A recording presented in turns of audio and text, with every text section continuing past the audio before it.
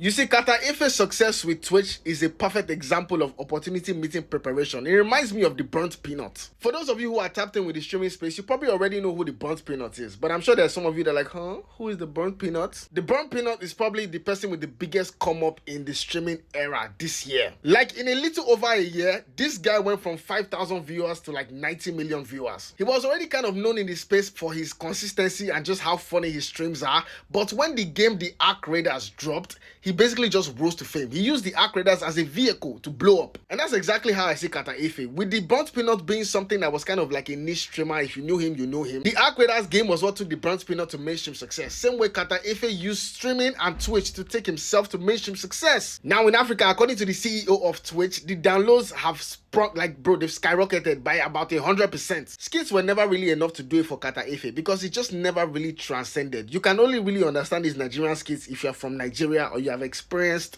what it's like to live as a Nigerian. But on the other hand, streaming offers like a more neutral ground where you can just express yourself and just connect with people, directly. So that's why Kata Efe and the Burnt Peanut success in streaming is kind of similar to me.